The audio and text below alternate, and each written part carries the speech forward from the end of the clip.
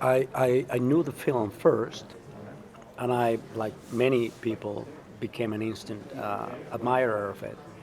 And like many things coming from Sweden, and and when I got the invitation from Andrew to get into it and talk about it, and my first curiosity, my first concern was how would you make that better? How to transform those 2 hours into 10? What is it that's going to be there? I was so intrigued, and it was an immediate yes when I read it. When I read the first uh, episode, when I read the pilot, I saw what I needed. What I'm always looking for. A solid story, rich characters, beautifully written and dramatically powerful, and a three-dimensional character. I'm always looking for Shakespearean characters, and this is my Hamlet. This is my Richard III. This is my, King Lear.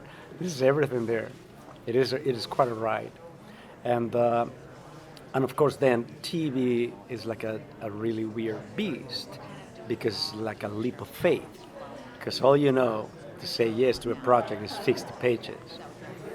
And then you hope for the best for the next 10 episodes and the next 17 seasons that we will make. And every time I got my eyes into a new script, I was like, yes, thank you, perfect, great. It was better and better and better. So I was thinking, if the audience could get even, have the excitement that I'm getting here reading this, we have been succeeding. And you guys? Well, when I had the opportunity to adapt this beautiful novel, I leapt at it because I love the novel, I love the film, and I felt like there was an opportunity to honor all that was exciting and beautiful about it, but I also thought there was a chance to take the story in a slightly different direction by focusing on the relationship between our child vampire and her caretaker, who in our series is her father. And that felt like just an extraordinary opportunity to explore the question of what a parent would do for a child, and such a privilege to write for these two humans right here. Did they tell you about what is this story about, or in the beginning? Yeah, when I first auditioned for the role, got my certain sides, the certain scene that I was going to do, and I didn't know about the movies, obviously. I was a little young to watch this movie, I guess I should say, but my parents had watched the film, and they showed me the parts that I could watch, and I fell in love with it. This is also my first time kind of doing something like this, and I wanted to take a leap of faith, so I really enjoyed working on Let the Right One In. But when I read the script, it was amazing. I was very excited, and hope it's a good turnout.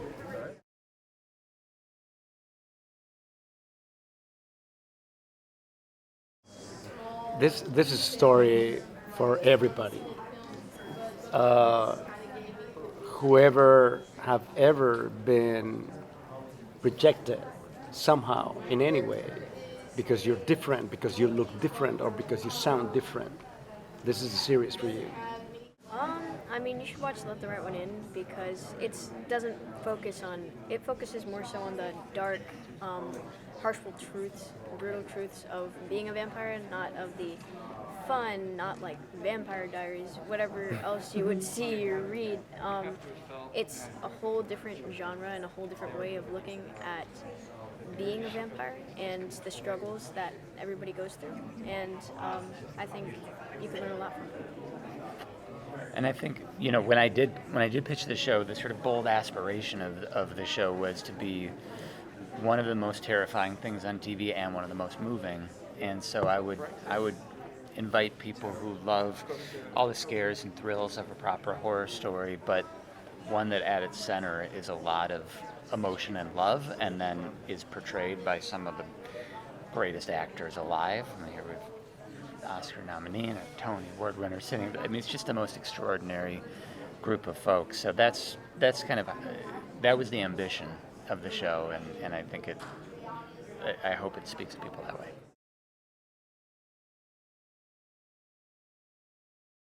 I mean, I think that in some way the intensity keeps ramping up, but our investment also does as well. I think that we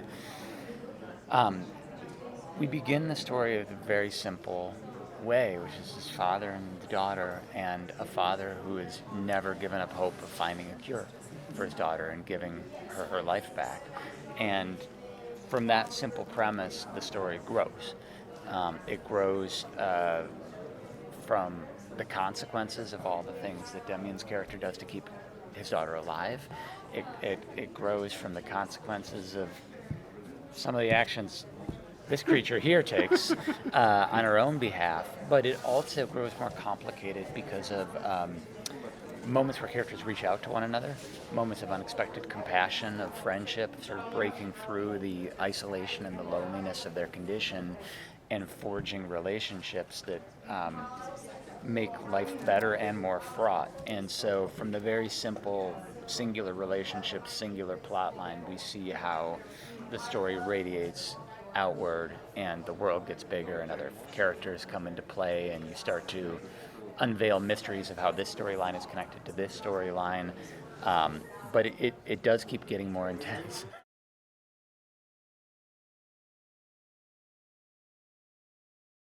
I was going to say, if you think there's a huge, improvement into the emotional segment of the story from one episode to the next, wait until you see the other 8. Oh boy, you're up for a treat. Buckle up. Buckle up.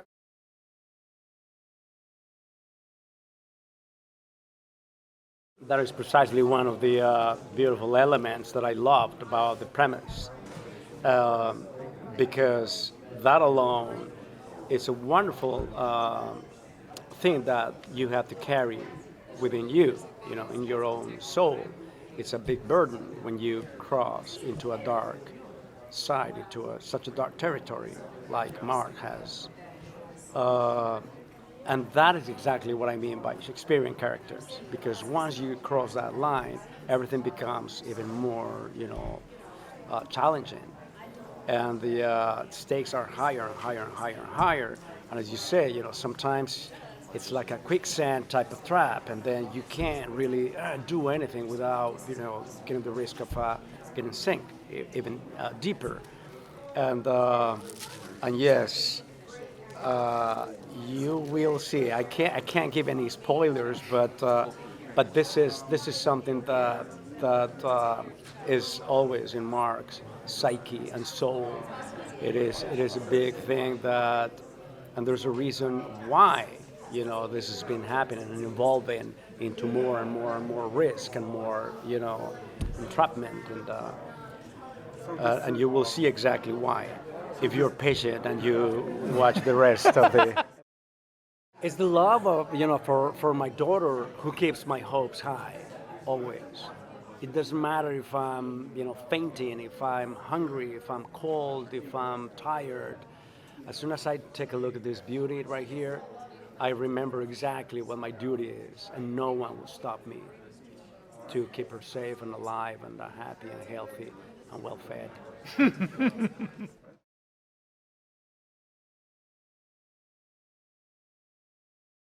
Pretty new at acting. She's like an old-timer. Yeah, totally. I'm telling you, I just watched this kid oh man, she's a monster, no pun intended.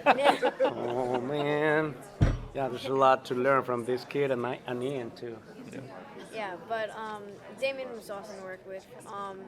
I definitely think our bond offset, whether it was going to grab a snack from Crafty or, drinking extra Crystal Light from set was we definitely carried that into all of our scenes, and I do think that improved our father and daughter bond.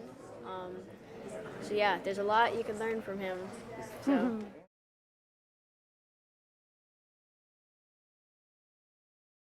No. It's been like a natural thing. It just happened naturally. It's but it's the same with the rest of my mates, the rest of my fellow peers. It's like you. I'm only as good as the actor I'm playing with. I'm playing, together. I love tennis. I love football, and my tennis improves when I have a better player in front of me. I'm a better player right there, and it's been a joy to have every time they say action. I had a phenomenal group of actors to play along with. Yeah.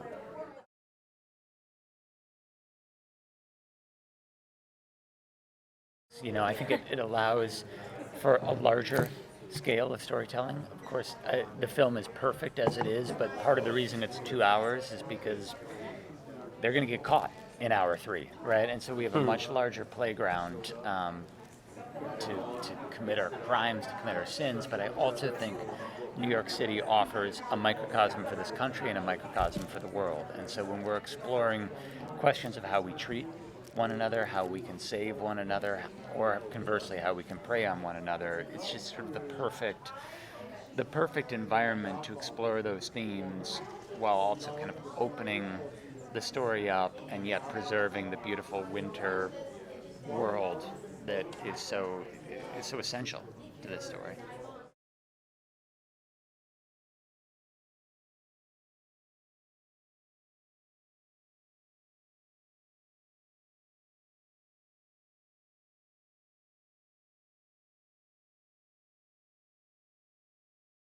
For me, some of the things that spoke to me in the story were the humanity put behind it, because there's a lot of vampire stories that have been told, and it kind of treats vampires as like a mystical being that's like above being a human, or like something else, or there's something we don't know. And this really focuses on what you lose being a vampire instead of what you would gain, and like all the fun abilities or blah blah blah. It really kind of focuses on the connections between vampire and human, and how you can grow from that and what you can build on top of it. And the sort of good versus evil, the duality of being a human being. And for me, for my character, that was really, it grew to be a very morally ambiguous situation. So it wasn't a clear-cut character that I knew how to do right off the bat. It was growing and changing and tricky and complicated, and it lived in this. I feel like she lives in this, and a lot of the characters live in this sort of gray zone.